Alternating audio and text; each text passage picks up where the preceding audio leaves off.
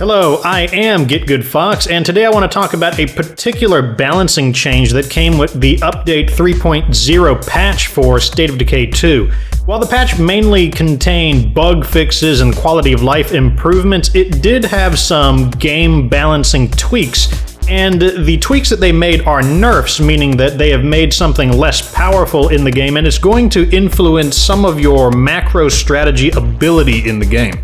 If you're not familiar with the difference between macro and micro strategy, the long story short is macro strategy is the big picture ideas, and what this nerf did was reduce the amount of influence you are refunded whenever you abandon an outpost. Normally, if you abandon an outpost and say it costed 300 influence to claim, when you abandon it, you would get 300 influence back. But as of patch 3.0, when you abandon an outpost, you're only going to get 60% of the original investment in. So if you spent 300 influence to claim a new outpost, you're going to be given 180 back when you abandon it, meaning there is a sunk cost of 120 influence. Now, some of you are probably going to say, hey, you know what? Why would they nerf this? I don't really change my outpost. It doesn't really affect me. Why? What is the big deal? And if that's your answer, then it probably means you were not taking advantage of a particular macro strategy that I'll now describe.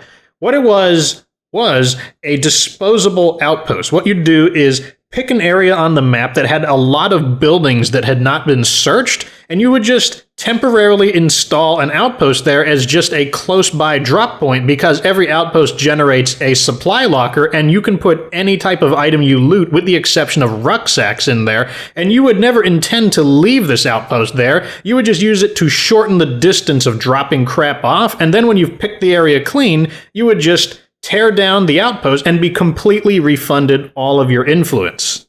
I imagine if you hadn't thought of this strategy and you wanted to try it out, you're probably nodding your head thinking, damn, if only I had heard of this earlier. They just nerfed the outpost. Did I just miss out on this sweet idea? And my answer is no, this is still a perfectly good strategy, and that's the whole point of this video. Even though they nerfed the outpost, you should still be using this macro technique, this idea of creating a temporary outpost to quickly strip an area by giving you an easy drop-off point, because the odds are really good that you'll find something worth selling, like a water cooler mod. You can sell that for like 80 influence and recover most of what you lost. But the main thing is, let's say you didn't find anything worth selling at all. You're still greatly increasing your use of time, you're greatly increasing your efficiency by having this really close-by drop-off location, and that's one of the most important things, if the most important thing in a survival game, is efficient use of time. Efficiency is just king in these kinds of survival games. And this is how you could rationalize it. So you spend the 300 influence on an outpost,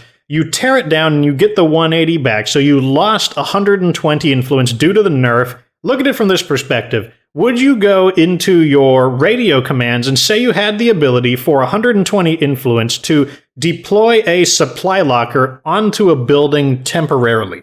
Would you be willing to pay that for 120 influence? I know I absolutely would. You just go to an area that's heavily populated with unsearched buildings, call in that radio command for 120 influence, generate our theoretical supply locker, and just strip all the items and have a short trip to dump it all out. And who cares if you don't get that 120 back? It just made the job so much more convenient. And that's my conclusion on really the primary game influencing effect on patch 3.0. And now I'm turning it over to you. Sometimes there's a question of, is it really worth balancing these PvE games? Oh, it's just player versus environment. Like, why are you making things harder? What's the point of doing that? It's not like it's PvP where there needs to be a balance like in Overwatch. So what do you think? Do you think that this is a good change or a bad change? Let me know down in the comments section. Like this video if it made you aware of anything interesting about patch 3.0. Subscribe to my channel for future State of Decay content. And of course,